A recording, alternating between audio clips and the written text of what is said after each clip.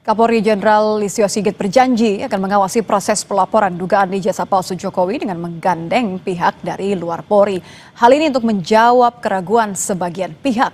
Usai Bareskrim mengumumkan hasil lapor ijazah dan skripsi Jokowi. Kita akan bahas bersama dengan kuasa hukum tim pembela ulama dan aktivis Ahmad Khozinuddin dan Sekjen Pradi Bersatu sekaligus pelapor Roy Suryo CS, Ade Darmawan. Selamat sore Mas Ade, selamat sore Bung Ahmad.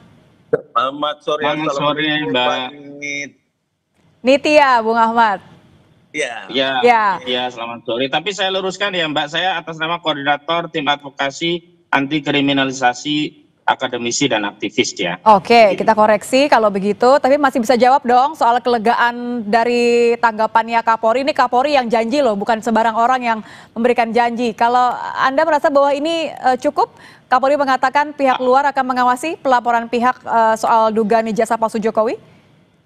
Yang tentu saja yang pertama kami apresiasi statement dari Pak Kapolri, Pak Listio Sigit Prabowo. Karena sebelumnya memang ini tidak lepas dari permohonan kami ya melalui TPUA. Karena TPUA juga bagian dari klien kami, Pak Rizal Fadila, yang telah mengirimkan surat permohonan gelar perkara khusus ke Karo Wasidik Bareskrim Mabes Polri pada tanggal 26 Mei 2025 yang lalu.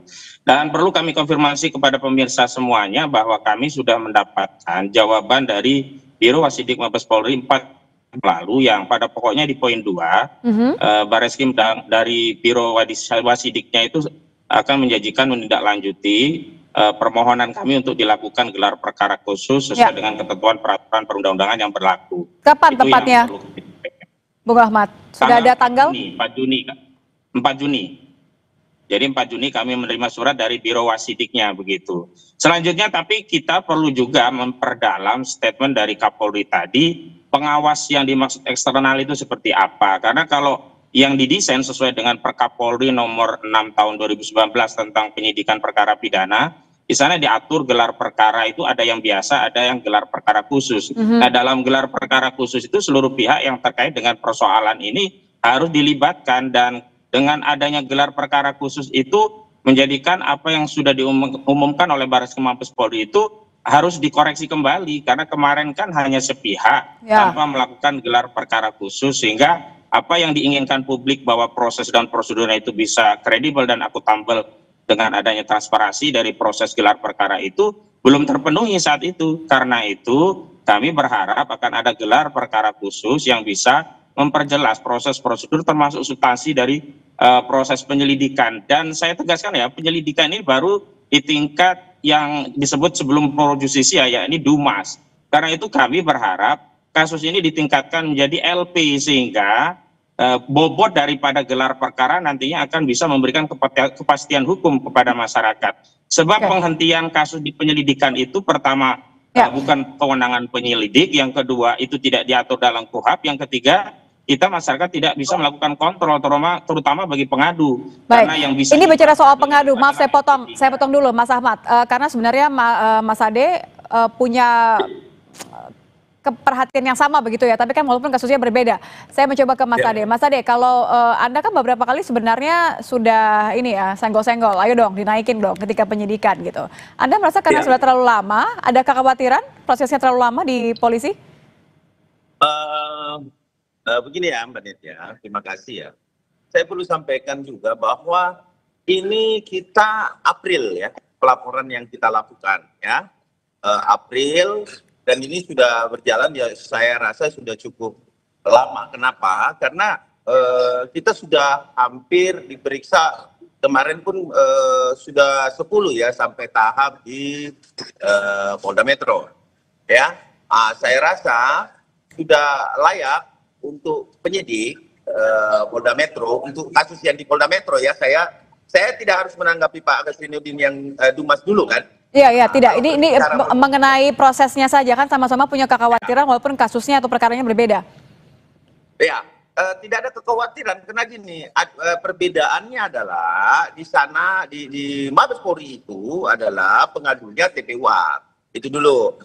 Terus di kami itu ada beberapa organ-organ masyarakat atau kelompok-kelompok masyarakat yang pro terhadap Bapak Insinyur Joko Widodo, dalam artian mereka pro terhadap keaslian ijazahnya dianggap benar menurut kami. Kenapa? Karena kita meyakini apa yang ada dalam peristiwa pada saat Mabes Polri sudah mengeluarkan lab cream. Artinya institusi resmi sudah menyampaikan bahwa ini sudah diuji forensik, ya. Terus kemudian uji kertas dan lain sebagainya. Kemudian kami beranggapan bahwa saya juga menyampaikan kepada PMJ untuk PMJ memasukkan ya hasil lab itu ke dalam keterangan-keterangan kami atau saksi-saksi yang ada atau pelapor itu dijadikan satu bahan pertimbangan di Polda Metro agar bisa segera melakukan ya. Biasanya sih Mbak Nitya, kalau di kepolisian itu ada gelar perkara khusus seperti yang disebutkan tadi rekan saya Pak Ahmad Kusnudin, itu benar ada gelar perkara khusus, ada gelar perkara biasa. Gelar perkara internal itu untuk menyenaikan sidik. Nah, makanya saya mendesak kepada karena Anda merasa bahwa sebenarnya bukti-buktinya sudah cukup gitu ya? Oh, sudah cukup firm, dan ini rangkaian peristiwanya yang kita laporkan itu semuanya kita sudah menyerahkan alat bukti, dan sudah PMJ juga, Polda Metro juga sudah memeriksa ahli. Sisa gelar perkara internal, ya perkara internal kemudian dinaikkan sidik. Nah, itu yang kami desak. Jadi pola pemeriksaannya itu jangan berlarut-larut lagi, menunggu instruksi atau apa lagi. Nah, silakan berjalan nanti. Kalaupun misalkan sudah naik ke tahap penyidikan, kalau itu teman-teman seperti Pak Mahfuz ini mengambil upaya-upaya hukum lain untuk dalam rangka pembelaan atau membantah dalil-dalil atau alat bukti yang kami berikan, tentunya tidak bisa lanjut juga ke pengadilan, dia bisa di Oke, kita tahan dulu di situ, Mas Ade. Gitu. Ya, kita tahan dulu di situ. Artinya Anda merasa bahwa ini sudah cukup, apalagi yang ditunggu gitu kan. Tadi Anda juga mengatakan hampir diperiksa, tapi sampai sekarang juga belum. Saya kembali ke Bung Ahmad. Bung Ahmad, kalau tadi kan sempat sudah ada tanggal 4 Juni ya, Anda katakan ya. Tapi sudah ada info atau kepastian dari Bareskrim soal kapan tepatnya gelar perkara khusus ini akan dilakukan?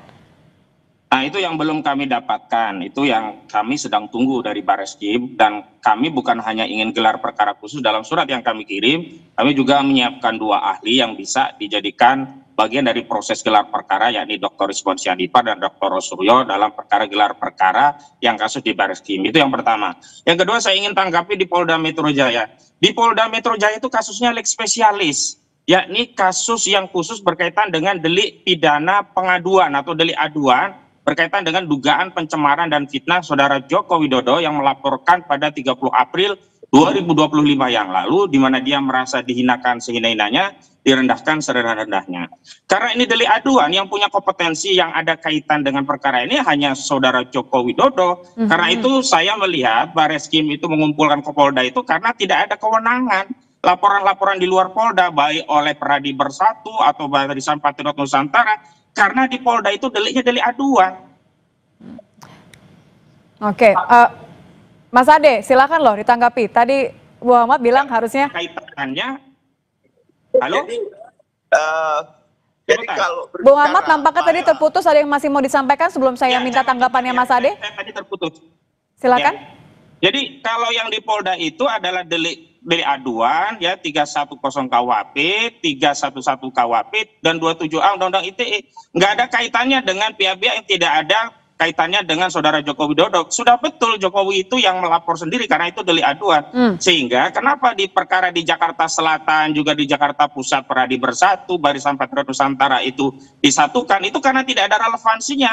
Mereka bukanlah pihak, bukanlah orang yang punya kompetensi untuk melakukan laporan terkait ijazah palsu.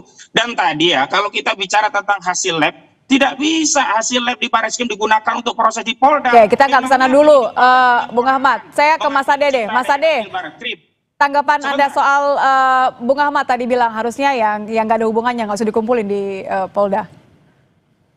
Itu kembali Mbak Nit. Jadi kembali lagi bahwa itu ada kewenangan penyidik di sini, ada permohonan dan permintaan dari pihak pelapor, Terus kemudian kalau dikatakan bahwa itu delik aduan, betul, yang 310, 311 itu delik aduan.